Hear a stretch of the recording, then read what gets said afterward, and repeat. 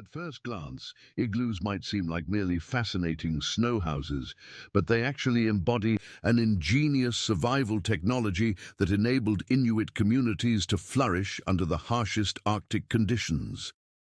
These remarkable structures can maintain an indoor temperature around 60 degrees Celsius, even when the outdoor mercury plummets to 50 degrees Celsius.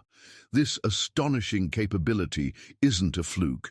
It's the culmination of thousands of years of accumulated architectural wisdom, honed by Inuit builders who crafted everything from emergency shelters on hunting trips to seasonal homes. Igloos are a testament to how traditional knowledge can create comfort in one of the planet's most challenging environments. Their history dates back over 4,000 years, proving that time-tested housing concepts can indeed endure through centuries. Interestingly, the word igloo comes directly from the Inuit language and simply means house. Nowadays, saying igloo house would be as redundant as saying house, despite popular media often depicting all Inuit people living in igloos year-round. In reality, these structures were primarily used as temporary shelters during hunting trips, a practice that continues among modern Inuit hunters. One of the most fascinating aspects of igloo construction is the skill involved in selecting the right type of snow. Not all snow is created equal. The secret lies in what scientists call centered snow. This type forms when wind packs snow crystals so tightly that they bond at a molecular level, far from the fluffy snow used for building a simple snowman. Inuit builders employ a clever stick test. They probe various snowbanks with a traditional hunting stick, gauging the resistance. If the stick slides in too easily, the snow is too soft. If it won't budge at all, it's too hard. They're searching for that sweet spot where the snow offers firm resistance yet still yields slightly, a process that can involve testing up to 40 different spots before finding the perfect patch. It's almost like an art of tactile precision that highlights how deeply intertwined indigenous wisdom and practical experience truly are. Once the ideal snow is found, the magic of igloo construction begins. Under the right conditions, blocks cut from this compacted snow can be surprisingly strong, sometimes even rivaling concrete in strength, thanks to a network of tiny ice bridges formed during the partial melting and refreezing process. This natural transformation turns what appears to be a fragile material into one that is both lightweight and incredibly durable, a brilliant demonstration of nature's own engineering at work. Now, let's talk tools. To build an igloo, you don't need an arsenal of modern equipment. The centerpiece is the legendary snow knife known as a pana, or pa'ana in some dialects. This isn't your everyday butter knife. It's a specialized tool with a long, wide blade designed specifically for cutting and shaping snow blocks, a sort of snow sword that any winter warrior would be proud to wield. Although many traditional builders still favor the pana, some modern igloo architects have turned to carpenter saws. Think of it as upgrading from a flip phone to a smartphone. Both get the job done, but one might offer a bit more convenience. Just remember, a saw needs to be at least 2 feet long. Your garden hedge trimmer won't cut it. Besides the cutting tool, a few other essentials are required. A snow shovel for clearing the building site and gathering loose snow, which later fills the gaps between blocks. A measuring stick. Traditionally, some builders even used their forearm, unless you're built like a T-Rex. And surprisingly, a pair of snow goggles. Traditionally crafted from caribou antler or wood with narrow slits, these goggles aren't just a fashion statement. They protect the eyes from the intense glare of the snow, which can be as blinding as staring at a giant frozen disco ball. The process of laying the foundation is arguably as critical as it is meticulous.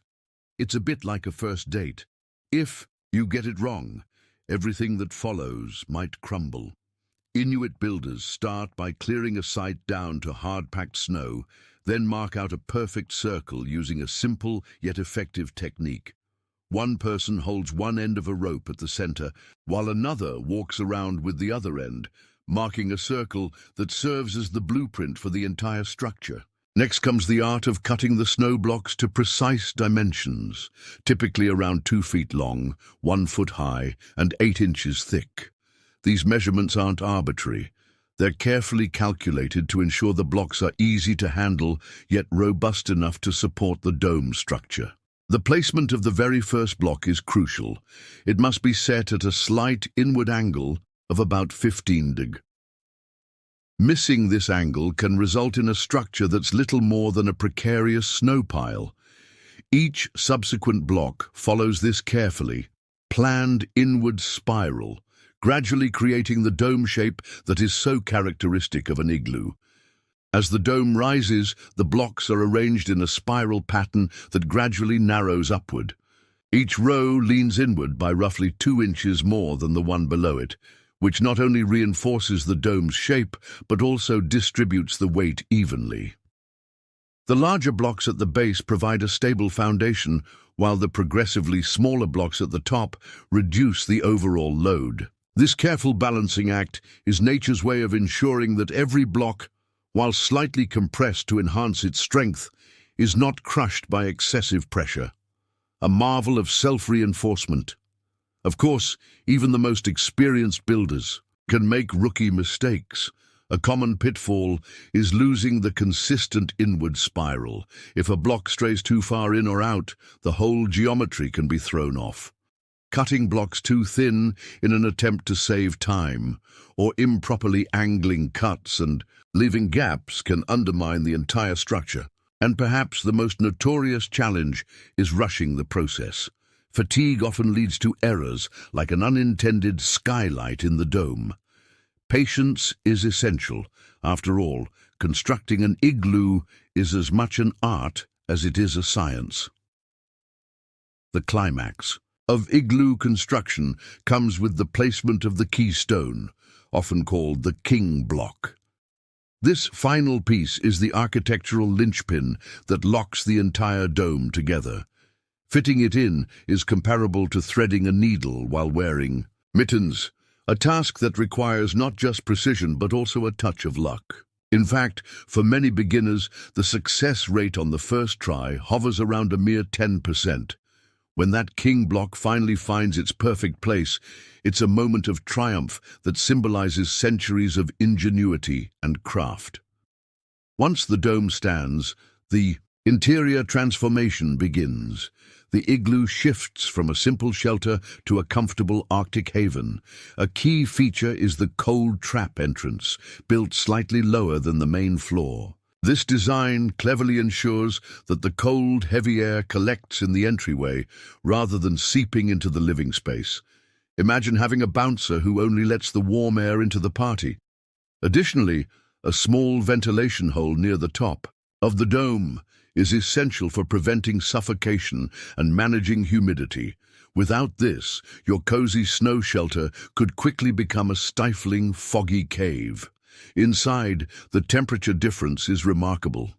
With an exterior of 40 degrees, a well-built igloo can maintain a surprisingly balmy 32-degree degf inside.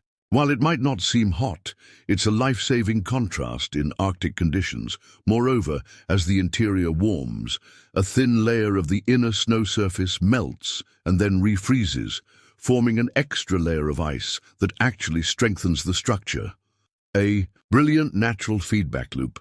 Another intriguing feature is the controlled use of a small fire.